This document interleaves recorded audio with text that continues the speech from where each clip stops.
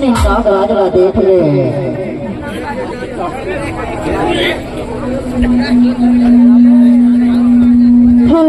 किसान नाम राजला देख ले नहीं है गा कोनो देवैया कौन नहीं है। हाँ अरे कहाँ के हो तो घर बसैया। हाँ गाँव के है गा गाँव के है। हाँ किसाने काय सपेरा बाबू अरे बड़ी हो मौका में आए हो किसाने बाई तो दूरा माँ।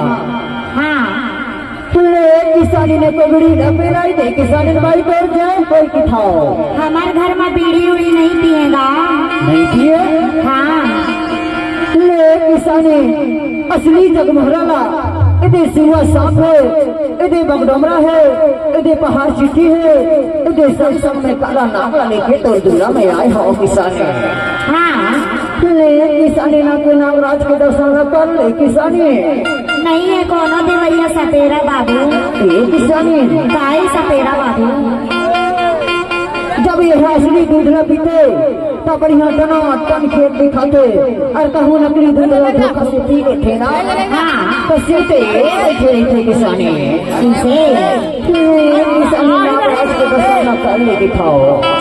नहीं है गा कोनो देवैया ये किसानी काय तहत तो बढ़िया टन दिखाते किसानी। ऐसे पाली भाजन देवे सुपा भाजन देवे थमा भर देवे वाला कूट के खाए नहीं तो लावला बताऊं किसानी। ऐसे अरे खर बदले माँ मैं यहाँ जड़ी बूटी ला देके जाऊँ किसानी जय मैं तोरा साफा काटे रही हूँ मैं तू के लगाई ले जय शंकर भोले के नाम लेवे किसानी। ऐसे और वही जड़ी बूटी के बदले में हमारे साफला मछली जैसे पकड़ ले थन किसानी। अच्छा किसानी तोर दूरा माँ बड़ दिन में आए हूँ। हाँ और मैं यहाँ हीरापुर के सपेरा बाबू असली सांपला लेके तोर मझगांव गाँव में आए हूँ ले नागराज के दर्शन कर ले किसानी। ऐसे ए सपेरा बाबू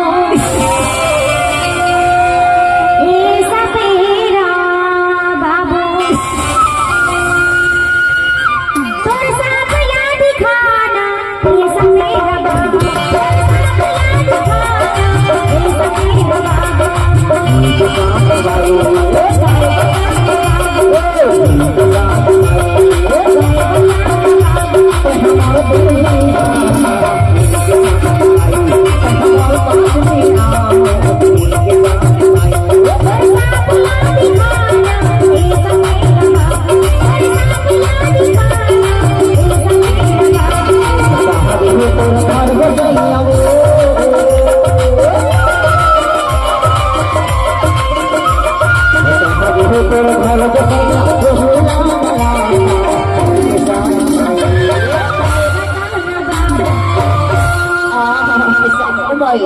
काय सपेरा बाबू नागराज के दर्शन कर ले अपन दूरा ले आए हम तोर दूरा बाबू।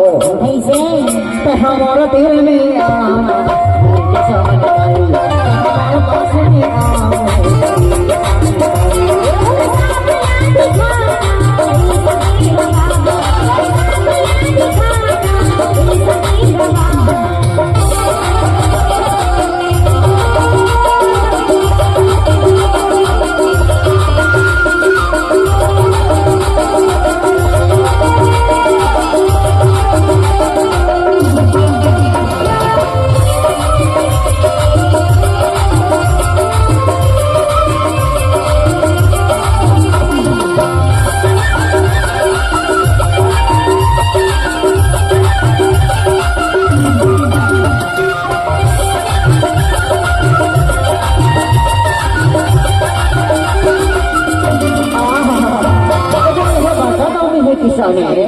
हाँ इधे सिवा सांप है।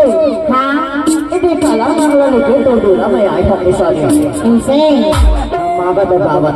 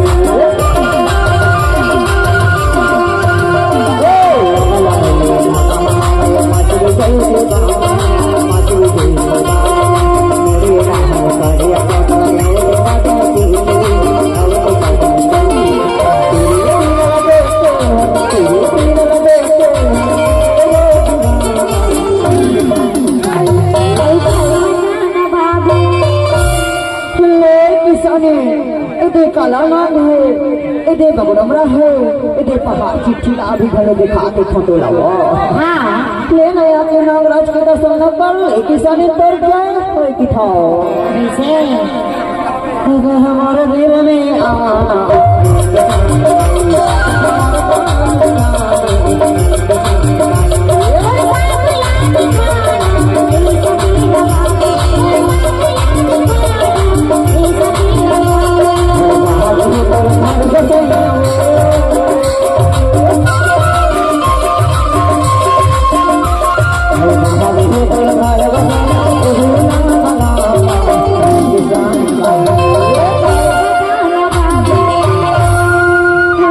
किसानी न पंदूरा ने भगवान की था किसानी कैसे हमारे दिल में